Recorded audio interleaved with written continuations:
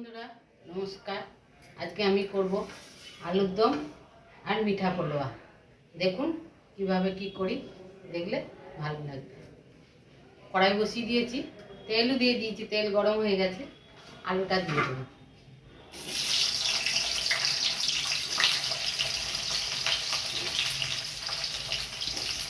এবার আমি একটু হলুদ দেবো।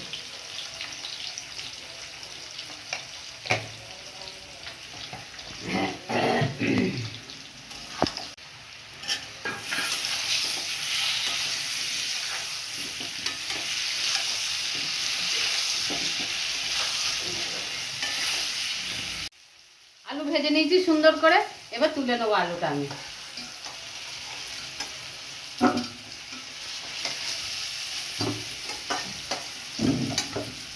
আমি দিয়ে দেবো শুকনো লঙ্কা আর 3টে এলাচ আর গোটা জিরে।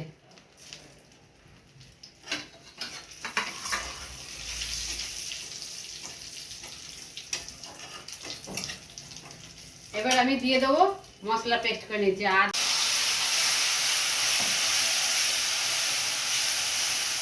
এবার একটু জল দিয়ে দেব।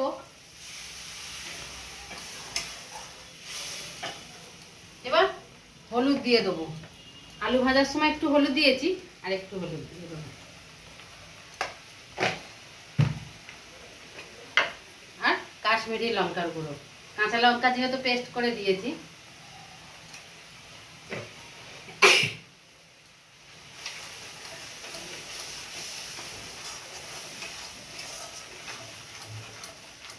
এবার আলুটা দিয়ে আমি কষিয়ে নেবো। এবার স্বাদ মতো লবণ দিয়ে দেবো।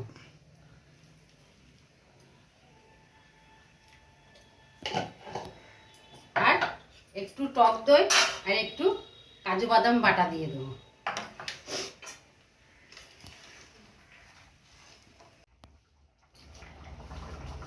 এবার আমি দইটা আর বাদামটা একসাথে দিয়ে দেবো।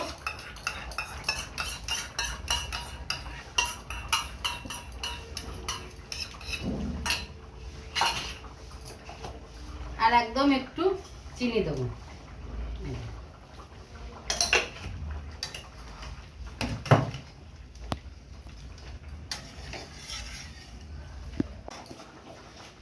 দেখুন আলু সিদ্ধ হয়ে গেছে, আলুর দম হয়ে গেছে। আমি এবার গরম মশলা দিয়ে নামিয়ে নেব।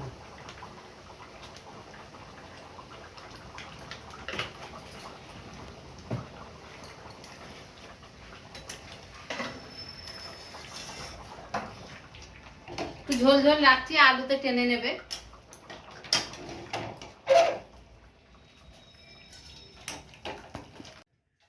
আলুর দম কমপ্লিটলি হয়ে গেছে। ডেকচি বসিয়ে দিয়েছি, আমি এবার করব মিঠা পোলাও। সাদা তেল দিচ্ছি আমি আগে।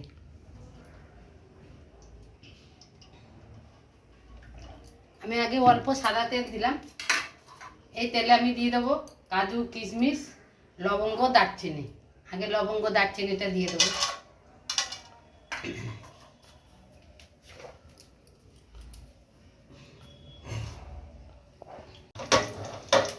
লবঙ্গ দারচিনিটা ভাজা ভাজা করে নিয়েছি, আমি এবার কাজু কিশমিশটা দিয়ে দেবো।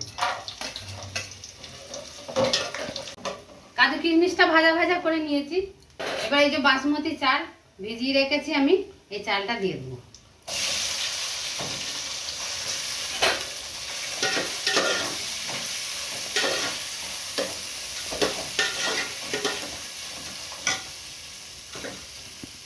এই দেখুন চালটা একটু নাড়াচাড়া করে নিয়েছি। এবার আমি জল দিয়ে দেবো।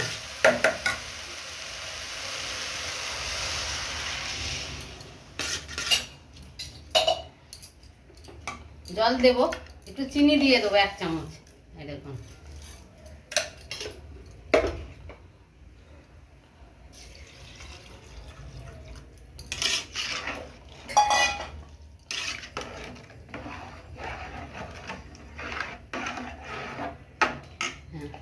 স্বাদ মতো লবণ দেব।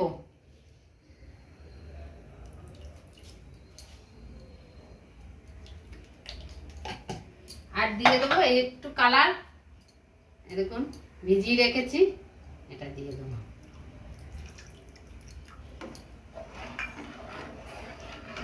যা চাল দেবেন তার ডবল জল দেবেন।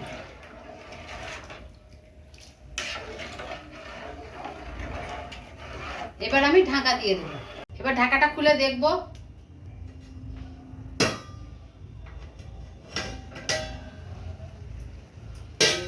এই দেখুন জল শুকিয়ে গেছে পুরো। এই দেখুন কত সুন্দর হয়েছে ঝরঝরে। এবার আমি দিয়ে দেবো একটু গরম মশলা গুঁড়ো।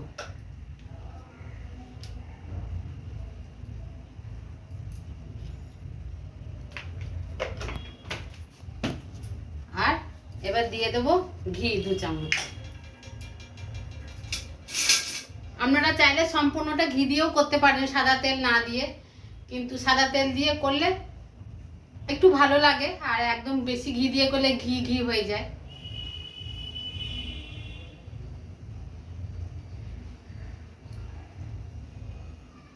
3 চামচ ঘি আমি দিয়ে দিলাম।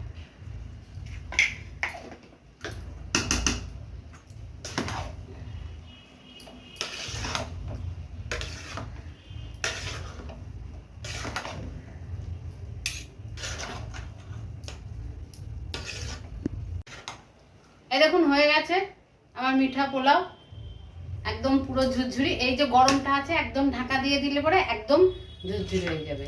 গরম আছে এখন। এই দেখুন। এবার আমি বন্ধ করে দেব।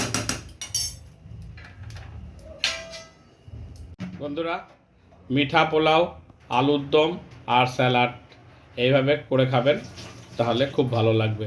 আর যদি রান্নাটা ভালো লাগে তাহলে লাইক, কমেন্ট এবং সাবস্ক্রাইব করবেন।